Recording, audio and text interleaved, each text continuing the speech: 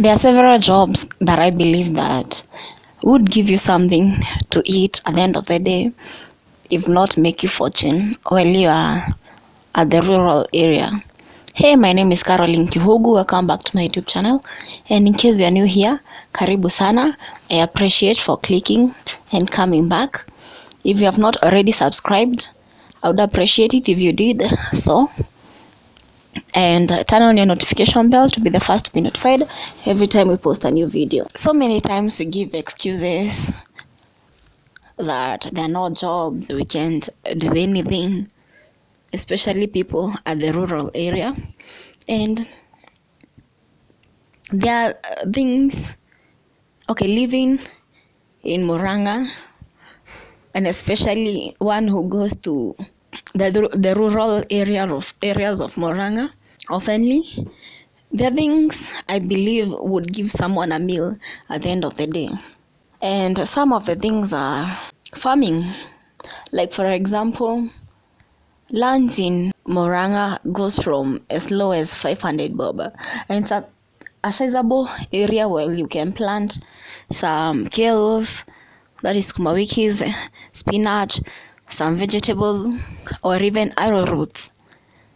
Because Murang'a, or most of the rural areas of Murang'a are places where arrowroots grow very well. And I was thinking about it that most of the places, if the arrowroot, that is ndomas, are sold in kgs, they are sold from 60 bob to 100 bob per kg. And you can imagine if those ndomas or arrowroots are well taken care of, a kg will take 2 to 3 arrowroots. So selling 3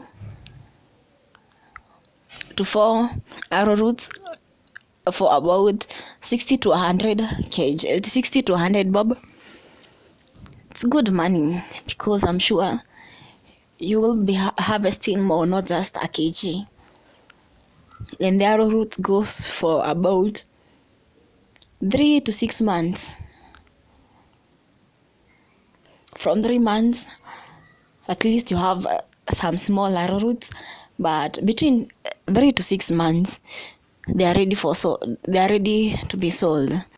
And something else concerning the farming is, you see, things like kales, sukuma wiki, and spinach will never go out of stock, because people eat daily.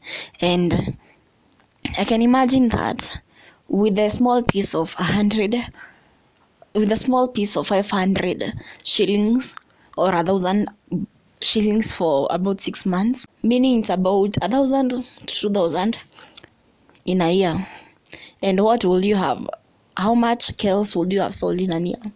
For example, I remember I had some, and the people who were ordering it were asking me to get them the kales for 20 bob per kg, between 18 to 20 bob, or it could even go more depending with the area you are.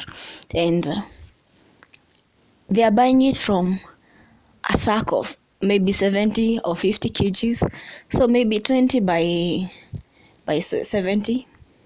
And with the kales, you can sell them twice a week.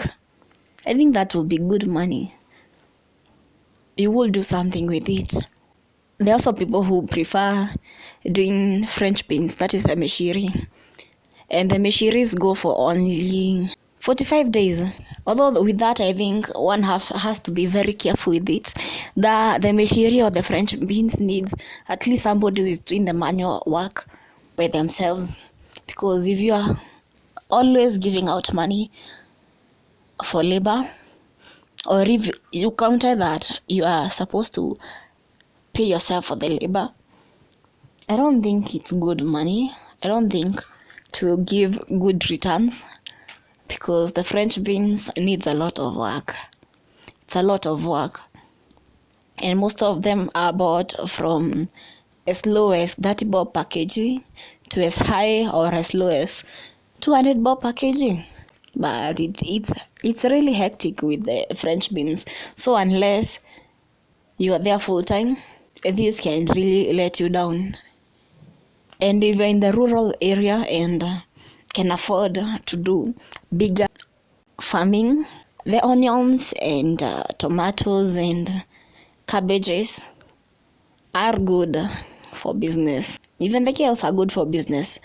But then with the tomatoes and the cabbages, need somebody who is at least well planned, because they need too much chemicals. They need total attention. They need people to always go check on them. So unless you are well planned, this will really stress you. But then it's a good investment. And if you want to learn more about all these things I'm talking about, farming, kindly comment below and let me know what you would like to learn about. And maybe I would bring somebody to the page to come and help us learn more about each and every one of them. Some experts, that is. Something else that I learned would really make good business is selling detergents. Nowadays, people in the rural areas have really developed, and not many are living in the mud houses, and most of them have advanced to houses built with stones. And you can imagine people in the rural areas, most of them likes the liquid detergents to either clean houses or clothes. And I would imagine that for a bottle of 1 kg, it goes for about 20 bob. Imagine you sold 100 bottles, each going for 20 bob. That is 2,000 bob. Even if you're not going to sell every other day, even if you're going to sell the 100 pieces in a week, I'm sure you'll not go hungry with that. Something else is the jerry cans, mitungis. In as much as people have now running water, it's still a challenge that most of these areas don't get water so oftenly, and they get it in shifts. That is maybe this area, so they need places or jerry cans to store their water. That is why they will never stop buying jerry cans. They will never stop buying the mitungis. So I believe it's also a good business. And each jerry can goes for about 100 bob. I think it's also good business that you wouldn't go hungry if not make a fortune out of it. I think also, especially in Muranga, that is in Mogori, I've seen people start making chips, bajias, chapatis, and I feel like it's a good business and people are embracing it. People are starting to see the importance of it, because most of these people are so busy that they come from the shambas so tired, they have kids to feed. What they do is they send the kids to go buy chips as they make lunch or make food. And also those who offer making chapatis and uji or mandazis and supply them in the shambas where people are working all day, they are making it better, since most of the people only carry tea to the shambas. And those who have tried this are making it something. Those applying mandazis and uji and chapatis to the shamba, I'm sure they wouldn't say they go hungry.